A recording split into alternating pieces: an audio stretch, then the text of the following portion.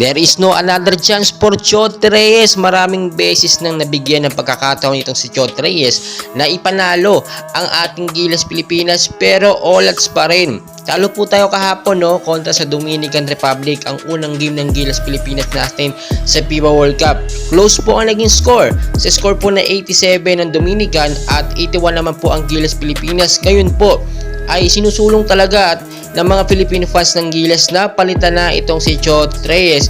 Hindi na po kasi tama at hindi na maganda ang kanyang ginagawa.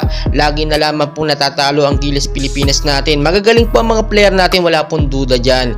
Ang number 1 na problema po natin dito, yung rotation po ng mga player. Sino po ba nagdi-decide dyan kundi ang head coach po na si Chot Reyes. Yung first 5 po dapat po sana ay binago. Ipinasok po na sana si Kai Sotto doon sa first 5 instead of Junmar Fajardo. Do maganda yung pinakita ni Junmar, wala pong duda dyan, pero mas makakadepensa kung nandoon po si Kai Sotto. Ang tingin kasi ni Chot Reyes kay Kai malamya, madaling mabalya at baka tumumbag pagka na tamaan lang ni Karl Anthony Towns pero hindi nyo ba alam na sa bilig talaga mas malalaki pa ang binabantayan ni Kai Sotto dyan. Nabubutata lang niya ng hindi inaasahan. Ngayon po nakita nyo kahit kalabaw itong si JC, hindi na nga nakapaglaro sa 4th quarter dahil na foul out. Syempre halos si JC ang kumakayod mataas ang score niya. Tagal nakita natin yung first quarter medyo kinakabahan si JC, hindi niya makuha yung momentum at yung rhythm niya, yung mga tres siya sumasablay. Pero biglang bawi naman pagdating ng second and third quarter. Pero nakita natin hindi naman makakapuntos lang, hindi mananalo ang Gilas kung si JC lang. Kailangan niya po ng katandem. At si Kai Sotto yung magandang tandem talaga kay JC. Kasi nakita naman natin kung paano yung mga pasahan ni Jordan Clarkson sa ibang player ng Gilas hindi po masalo yung bola tulad kay Renz Abando.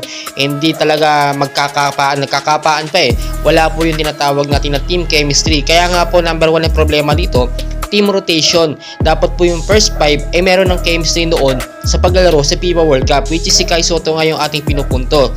Si Renz Abando, saglit lang pinaglaro dito sa bago matapos yung second quarter ng game. At nakagawa siya ng isang slam dunk, and after nun, hindi na pinalaro. Limited time lang ang naibigay dito kay Renz Abando, which is alam naman natin, pang international ang laruan niya, nakasabay na rin niya sa matatangkad na player. Hindi po na pinapasok ni Chot Reyes ang liksi-liksi ni Renz talagang nakita nyo, sayang yung kanyang ability, binabangkulang siya. Si Kai Sotto rin, hindi nabigyan ng pagkakataon, 79 seconds na naglaro sa loob ng whole court, ng whole quarter. Well, guys, dapat talaga gawan na ng paraan ito ng SBP na palitan itong si Chot Reyes. Marami pa tayong kaganapan, so dapat manalo na tayo sa susunod na laban natin sa Angola at sa Italy para makamove on tayo sa next